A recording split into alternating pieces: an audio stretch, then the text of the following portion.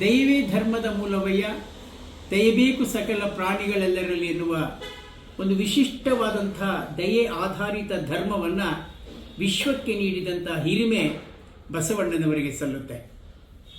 ಇವನಾರವ ಇವನಾರವ ಇವನಾರವ ಎಂದೆನಿಸದಿರಯ್ಯ, ಇವನಮ್ಮವ ಇವನಮ್ಮವ ಇವನಮ್ಮವ ಎಂದೆನಿಸಯ್ಯ ಅನ್ನುವ ಒಂದು ವಿಶ್ವ ಪ್ರೇಮದ, ವಿಶ್ವ ಭಾತೃತ್ವದ, ಒಂದು ವಿಶ್ವ ಮೌಲ್ಯದ ಧರ್ಮವನ್ನು ಇಡೀ ವಿಶ್ವಕ್ಕೆ ನೀಡಿದಂತಹ ಒಂದು ದೊಡ್ಡ ಸಾಧಕರು ನಮ್ಮ ಬಸವಾದಿ ಶರಣರು.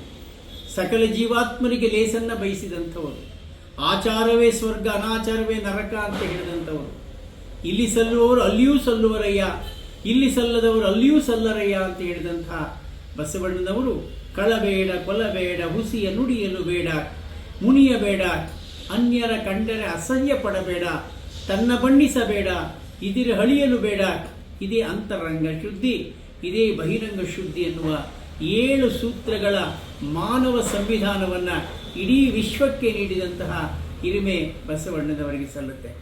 ಬಸವಣ್ಣನವರು ಕೊಟ್ಟಂಥ ಈ ಜೀವನ ಸಂವಿಧಾನ, ಈ ಜೀವನದ ನೀತಿ ಸಂಹಿತೆ ಇಡೀ ವಿಶ್ವಕ್ಕೆ ಎಲ್ಲ ಕಾಲಕ್ಕೂ ಪ್ರಸ್ತುತವಾದಂತಹ ಒಂದು ಆಧ್ಯಾತ್ಮಿಕ ಸಾಮಾಜಿಕ ಮೌಲ್ಯವಾಗಿದೆ.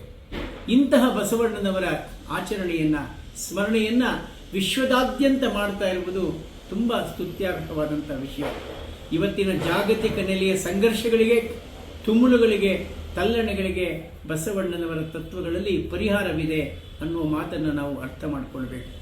ಇದೀಗ ಯುರೋಪ್ನಲ್ಲಿ ಪ್ರಪ್ರಥಮ ಬಾರಿಗೆ ಬಸವ ಸಮಿತಿಯ ಆಶ್ರಯದಲ್ಲಿ ಬಸವ ಜಯಂತಿಯನ್ನು ಇದೇ ಮೇ 31ರಂದು ಆಚರಿಸ್ತಾ ಇರುವಂಥದ್ದು ಬಹಳ ಸ್ತುತ್ಯಾರ್ಹವಾದ ವಿಷಯ. ನನ್ನ ಗೆಳೆಯರಾದ ವಿಜಯ್ ಅವರು ಜರ್ಮನಿಯಿಂದ ಬಂದಾಗ ಈ ವಿಷಯವನ್ನು ಪ್ರಸ್ತಾಪ ಮಾಡಿದರು. ಇದೀಗ ಈ ಬಸವ ಜಯಂತಿಯ ಆಚರಣೆ ಸಾಕಾರಗೊಳ್ತಾ ಇರುವಂಥದ್ದು ತುಂಬ ಆಶಾದಾಯಕವಾದ ವಿಷಯ. ಪೋಲ್ಯಾಂಡು, ಇಟಲಿ, ಬೆಲ್ಜಿಯಂ, ನೆದರ್ಲ್ಯಾಂಡ್, ಲಕ್ಸಂಬರ್ಗ್ ಮುಂತಾದ ಅನೇಕ ರಾಷ್ಟ್ರಗಳ ಒಕ್ಕೂಟಗಳು ಸೇರಿಕೊಂಡು ಯುರೋಪ್ನಲ್ಲಿ ಈ ಬಸವ ಜಯಂತಿಯನ್ನು ಆಚರಿಸ್ತಾ ಇರುವಂಥದ್ದು ಬಹಳ ಸ್ತುತ್ಯಾರ್ಹವಾದಂಥ ವಿಷಯ. ಬಸವಣ್ಣನವರ ವಿಚಾರಧಾರೆ ವಿಶ್ವದ ಮೂಲೆ ಮೂಲೆಗಳಿಗೆ ತಲುಪಬೇಕು ಅನ್ನುವಂಥದ್ದು ನಮ್ಮೆಲ್ಲರ ಆಶಯವಾಗಿದೆ.